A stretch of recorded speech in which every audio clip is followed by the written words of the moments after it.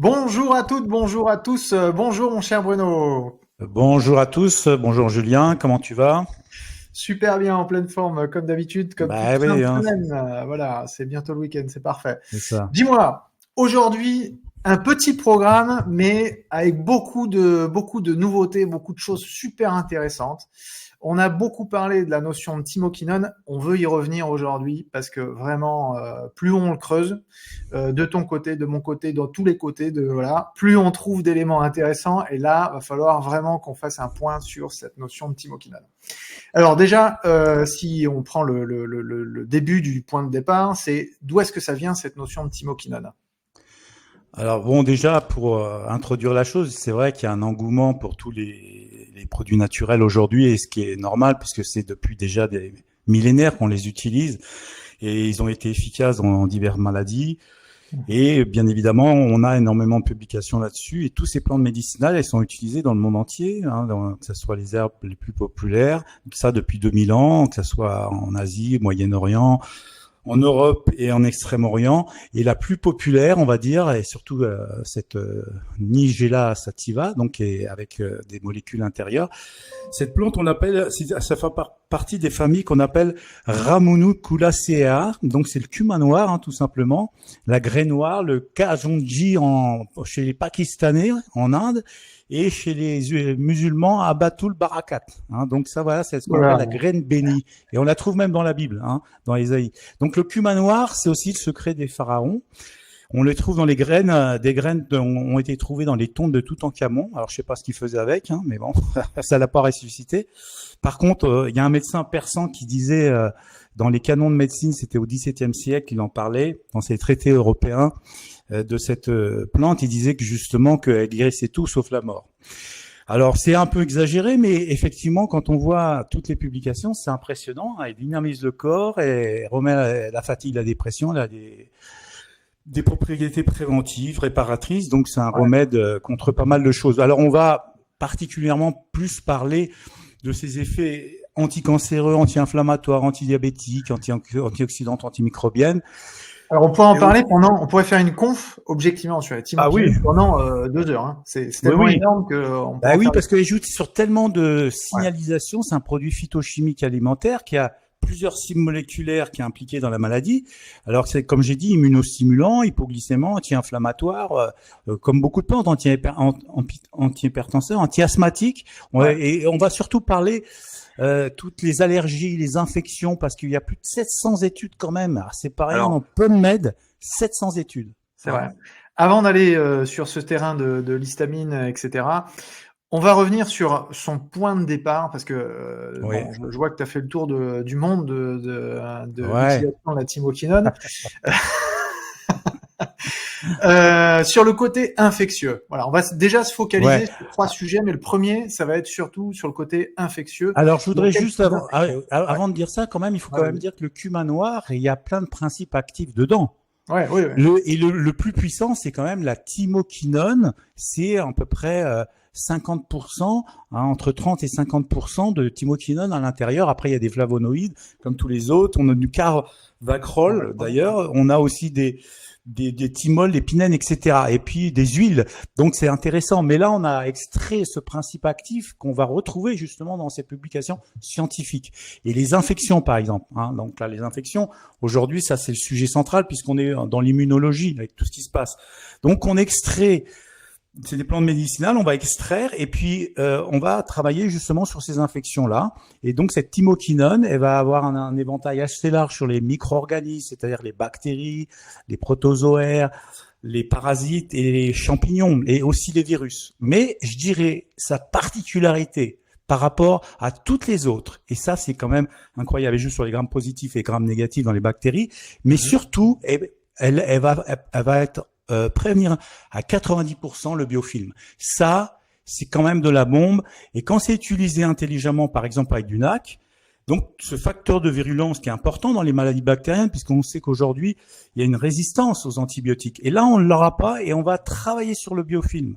Et donc, on a une étude qui a été faite par Shaib, et Shaib, il disait que dans cette étude, l'activité antibactérienne est comparable à la gentamicine et l'érythromycine. C'est pas rien. hein. On a carrément quelque chose de puissant, sans résistance aux antibiotiques, et puisque c'est un antibiotique naturel, et on l'utilise justement même en dentisterie. En dentisterie, on sait que par exemple dans la plaque dentaire, la prévention des maladies parentales et des caries, tous les agents pathogènes buccaux qu'on va retrouver, et donc on a un effet antibiotique là montré dans ces études de dentisterie, comme la tétracycline ou la moxicilline. Donc on est sur quelque chose d'assez puissant, hein. Ouais. Je dis bien puissant. Donc c'est pas un bonbon, hein. On est bien d'accord. Bah surtout que là, on l'a concentré à 20% de thymoquinone, donc on est sur des dosages qui sont vraiment très spécifiques, hein. Exactement. Et en plus, on a des effets. Bon, l'activité antivirale incroyable.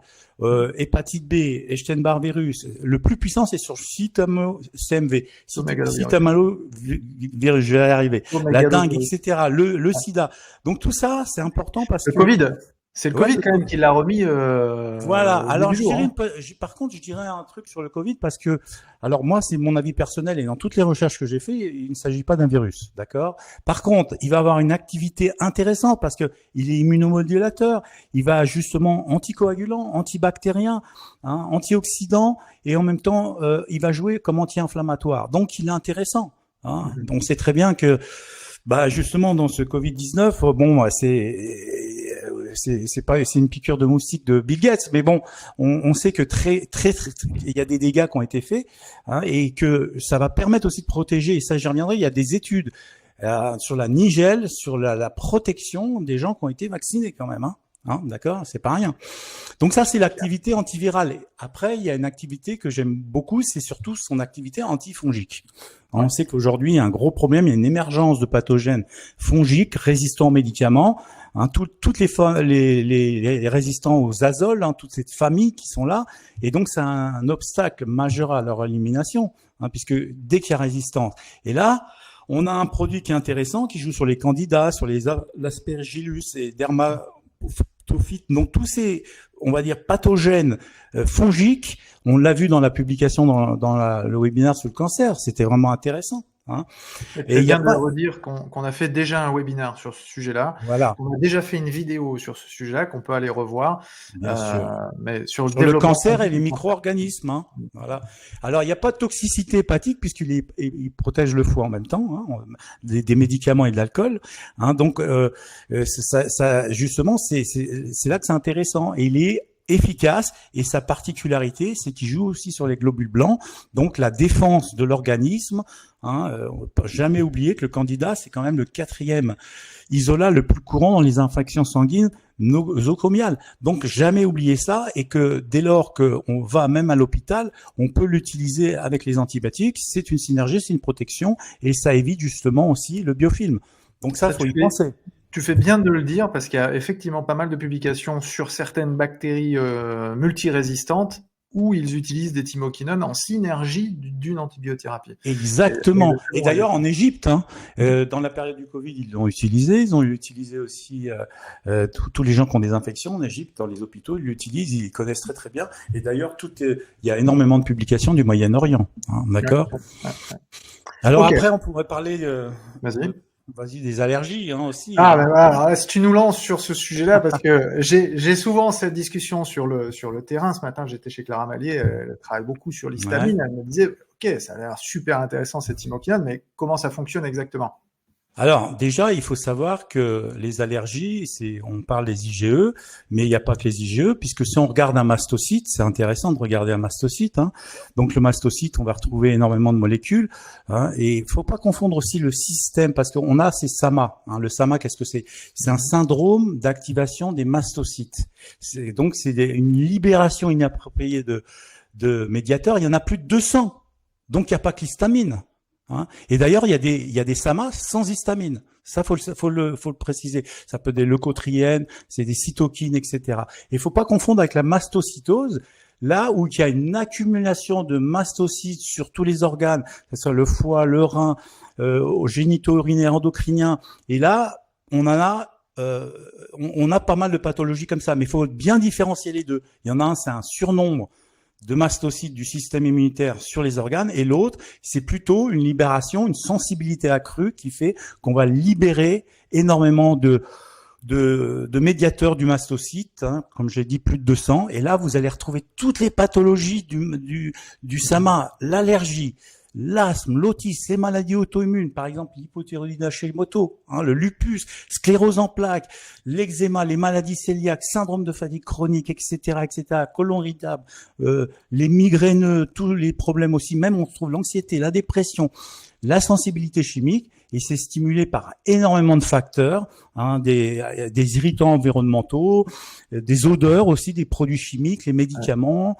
On va retrouver aussi les aliments, les boissons riches en histamine, les infections, et ne pas oublier aussi les champs électromagnétiques, hein, qui sont des gros pourvoyeurs. Et je dirais que aujourd'hui, ça aggrave, et c'est pour ça qu'on a autant de SAMA aujourd'hui, c'est que les gens vont faire une libération accrue d'histamine, et on le voit, il faut le mesurer. Donc il y a des tests pour ça, on pourra voir les tests tout à l'heure. Et le SARS-CoV-22, ça a été l'amplificateur avec les champs électromagnétiques de ces maladies chroniques qui sont persistantes, avec une activation des mastocytes en permanence. Voilà. Ok, très intéressant. Et donc les thymoquinones dans ce contexte-là, c'est un élément qui peut. Ben oui, parce que comme j'ai expliqué, la thymoquinone, elle joue sur la réponse allergique médiée par les IgE dans les mastocytes, les basophiles et les neutrophiles. Donc automatiquement, on sait qu'on trouve, dès qu'on prend de la thymoquinone, on réduit aussi ces mastocytes. Il y a une bonne régulation des mastocytes, une diminution des nombres. Et dès lors que vous avez, et c'est là que c'est intéressant parce qu'on est avec des thérapeutes, on a entendu parler de cette balance TH1, TH2. Hein.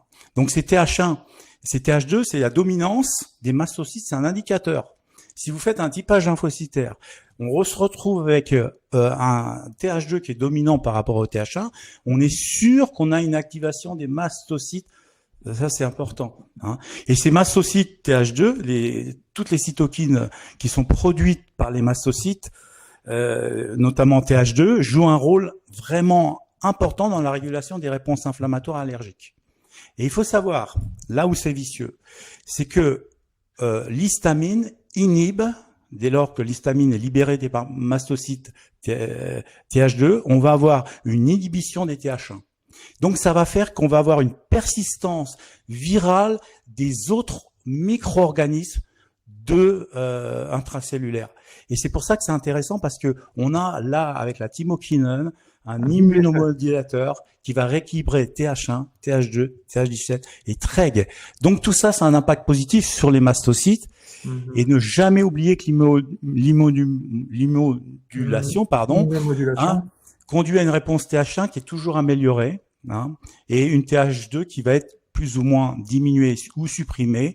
Et ça, c'est une approche immunothérapeutique pour prévenir et traiter, par exemple, toutes les allergies, mais aussi le SAMA. Hein. Ok, ça c'est super intéressant. C'est un détail sur lequel on pourrait revenir. Et on pourrait dire c'est l'approche sur cette thymoquinone, hein, pour donner un petit peu plus d'exemples. Quelle est l'approche allergique du SAMA avec la thymoquinone?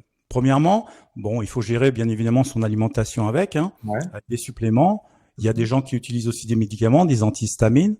Ça, c'est à la propriété du thérapeute de voir ça. Mais cette thymoquinone va gérer justement cette dysrégulation immunitaire de ces suractivations des mastocytes. Donc, c'est vraiment puissant. Je ne trouve pas d'autres molécules aussi puissantes que la thymoquinone pour faire ça. Donc, on a là un immunomodulateur avec des propriétés très spécifiques aux mastocytes.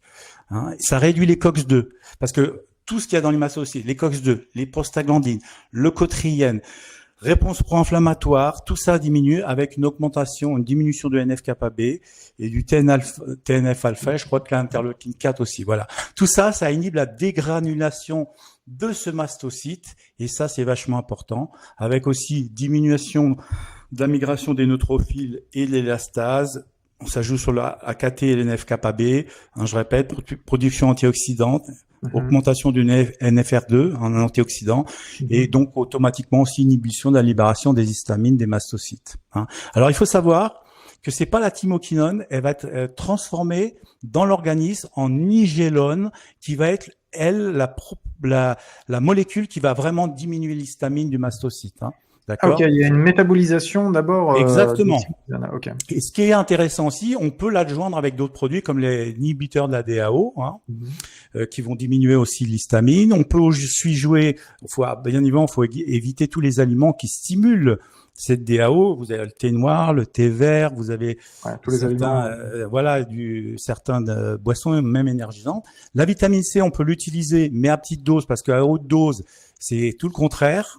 Donc ça, il faut le savoir que il y a une dégradation de avec la vitamine C de l'histamine. Par contre, attention, trop de vitamine C augmente les niveaux de DAO. Donc et surtout, tous les vitamines C qui sont produites par fermentation. Et ouais. Donc là aussi, la quercétine, ça va être un stabilisateur de ces mastocytes. Ça, c'est bien. Ça permet c'est pour ça qu'on peut l'adjoindre avec d'autres produits comme la quercétine, la vitamine C, le zinc, important aussi pour une bonne régulation du mastocyte, la vitamine D aussi importante parce que elle va stabiliser aussi ce mastocyte. On le voit dans les carences en vitamine D, les gens peuvent faire des SAMA plus facilement.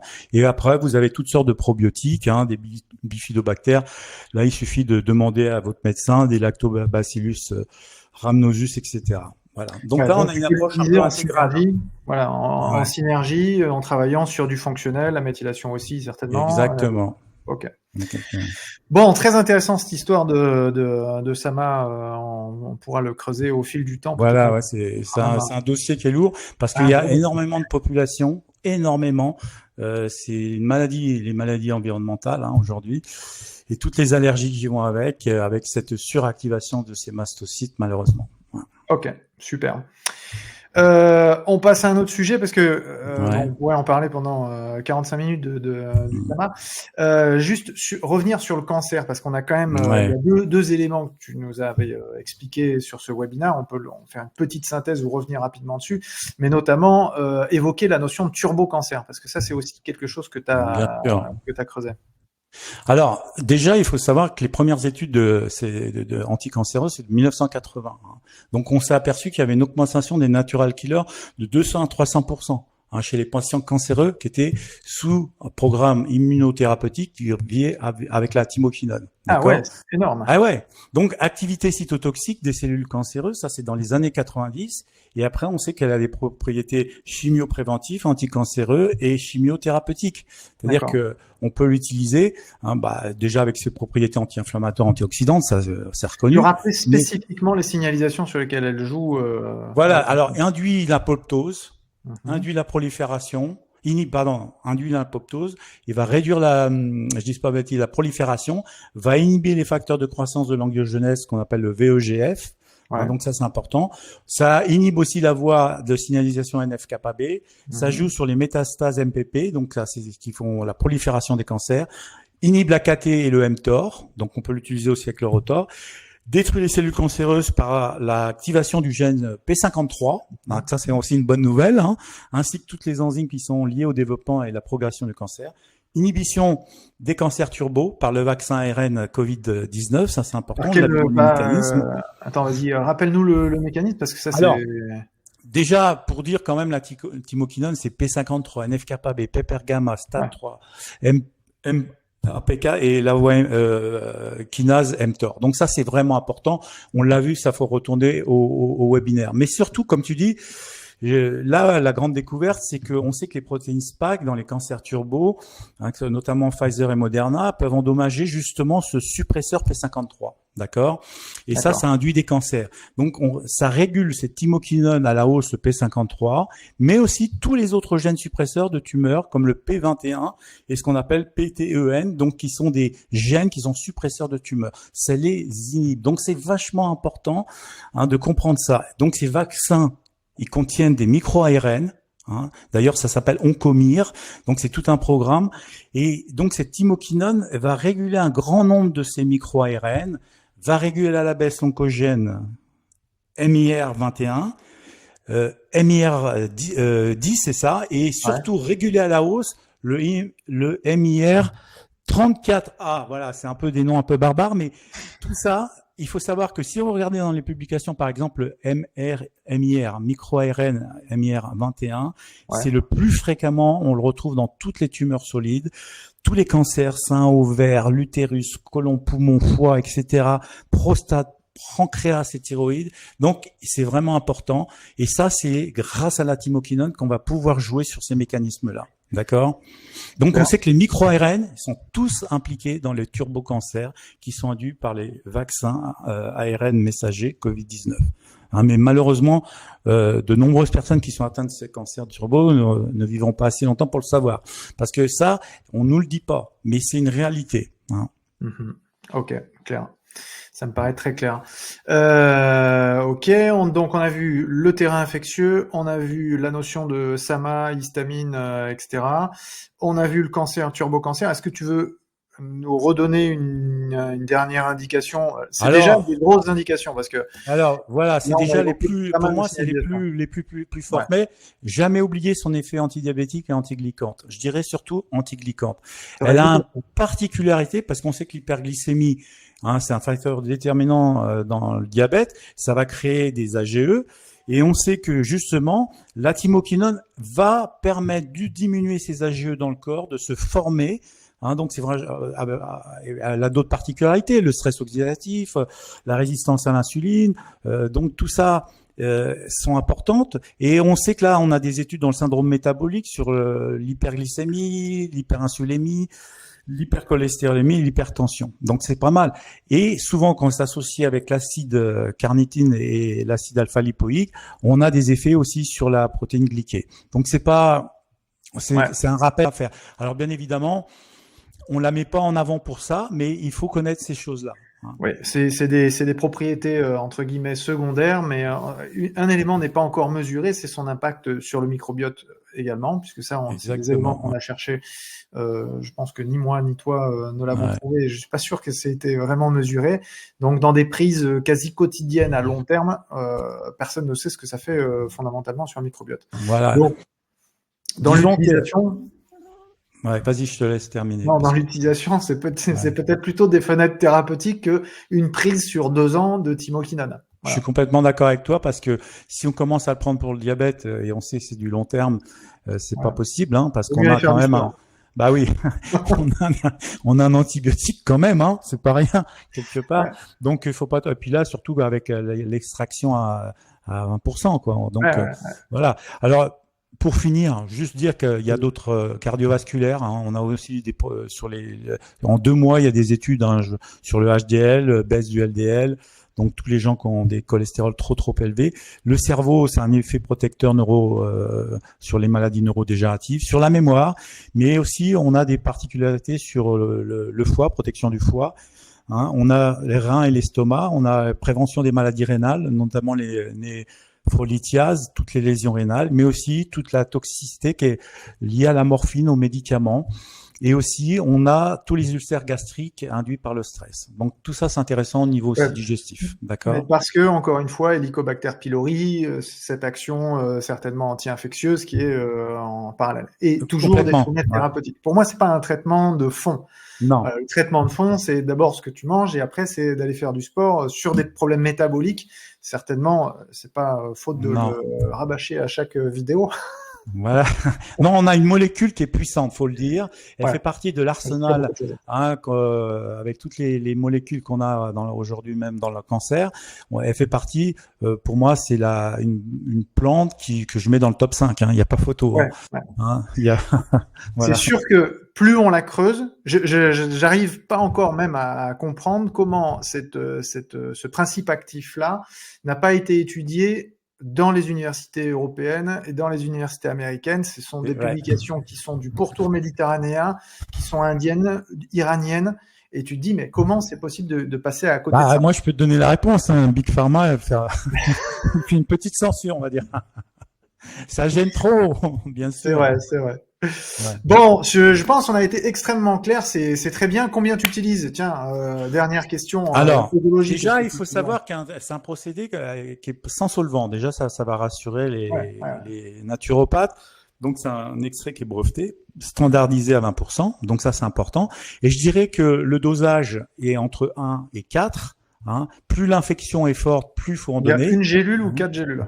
Voilà. C'est-à-dire que 4 gélules, c'est vraiment quand on est dans l'infection, qu'on a le problème de Covid, etc. Après, pour les infections moindres, les allergies, ben, vous avez un SAMA, on peut commencer à 2, je dirais, et puis de voir progressivement, quitte à en rajouter après. Je dirais que les fourchettes entre 2 et 4, c'est le bon dosage pour avoir déjà des bons effets physiologiques intéressants sur tout ce qu'on vient d'évoquer. Ok, c'est très très clair. Je pense qu'on va reparler de ce sujet-là des Timokinone avec Krotoum Konaté qui sera avec nous dans 2 semaines sur un webinaire sur le SIBO, parce que si elle a des propriétés antibactériennes, antifongiques, antiparasitaires, etc., forcément dans le SIBO, c'est quelque chose qu'on pourra évoquer. J'aime bien le terme, bon, SIBO, on connaît ça depuis 20 ans, mais je dirais plutôt une infection multifactorielle, parce que je ne crois pas qu'à l'histoire des bactéries. Je pense qu'il y a des synergies, et souvent il y a aussi du fongique, il y a des parasites, on n'en parle pas aussi, ça. Donc le mélange entre parasites, bactéries, et il y a des associations, il y a des biofilms, donc il y a une complexité là-dedans. Donc ne voir que l'aspect bactérien, c'est réducteur. C'est réducteur. Ouais.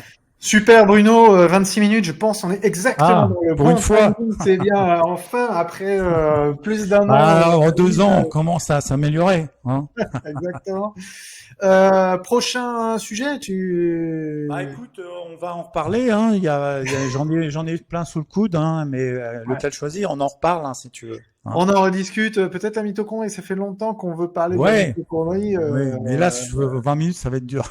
ouais, ça va être dur. Bon, on va étudier ça. On peut faire une partie déjà. Voilà. Merci à toutes, merci à tous. Merci mon cher Bruno. Au plaisir de se recroiser très rapidement dans une prochaine vidéo. Salut Bruno, bon après-midi. Je te dis à bientôt, à la prochaine. À bientôt.